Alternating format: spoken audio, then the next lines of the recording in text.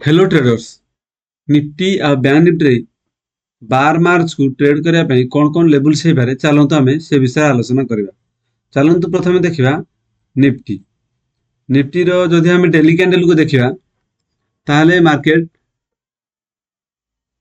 এই ଏରିଆରୁ ବାଇଙ୍ଗ ହେଇଥିଲା। କୋଉଟା ଆମର 6 ମାର୍ଚ୍ଚରେ ବାଇଙ୍ଗ ହେଇଥିଲା। ତା ଏଗନେଷ୍ଟରେ 10 ମାର୍ଚ୍ଚରେ ଆମର ଅପସାଇଡରୁ ଗୋଟେ ସେଲିଂ ଆସିଲା। ଯଦି ଡାଉନସାଇଡ ମାର୍କେଟ ଯିବାର ଥାନ୍ତା ଏଇଠୁ ରିଟେଷ୍ଟ କରିକି, ତାହେଲେ ଏଇ ଆଜି ଯୋଉ ଗ୍ରୀନ କ୍ୟାଣ୍ଡେଲ ହେଲା, ଏ ଗ୍ରୀନ କ୍ୟାଣ୍ଡେଲ ହେଇନଥାନ୍ତା। ତାହେଲେ ଆମେ ଯଦି ଇଏ ରେଡ୍ ହେଇଥାନ୍ତା ତାହେଲେ ଏଇଠୁ ଡାଉନ ସାଇଡ ଯିବାର ପସିବିଲିଟି ରହିଥାନ୍ତା। ଚାଲନ୍ତୁ ଦେଖିବା 15 ମିନିଟ ଟାଇମ ଫ୍ରେମ ରେ ଆମ ପାଇଁ କଣ କଣ ଲେଭେଲ୍ସ ହେଇପାରେ। 15 ମିନିଟ ଟାଇମ ଫ୍ରେମ ରେ ଯଦି ଦେଖିବା, डाउन साइड रू मार्केट गोटे ट्रेंड लाइन जदि ड्र करा जिवो, ट्रेंड लाइन ऊपर मार्केट थिला, किंतु आज एग्जैक्ट से ट्रेंड लाइन रे मार्केट क्लोज देला केबे ना 10 मार्च को एग्जैक्टली क्लोज देला से ट्रेंड लाइन ऊपर।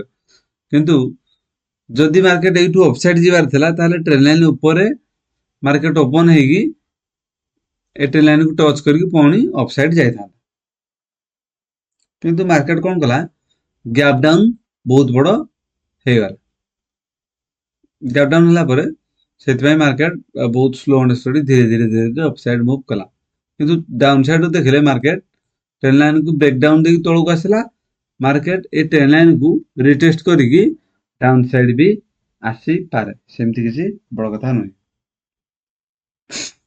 तो एइटु कोन करिया, हमर कोन रहइबो ना, हमर कंफर्म केतले अपसाइड मूव देखिबा जते बेले 22,600 ऊपर मार्केट क्लोज दबो। 22,600 जो 650, 22,650 ऊपर मार्केट जते बेले क्लोज दबो सेते बेले एटा ताले एटू अपसाइड मूव रहिबार बहुत चांस अछि। मे बी ए एरिया रू ए जो तळो जे ट्रेंड लाइन, से ट्रेंड लाइन को जदी किसी विराट बड़ रेड कैंडल देखौजी, एइठू भी डाउन साइड आसी पारे मार्केट। चलन देखिबा बैंक निफ्टी।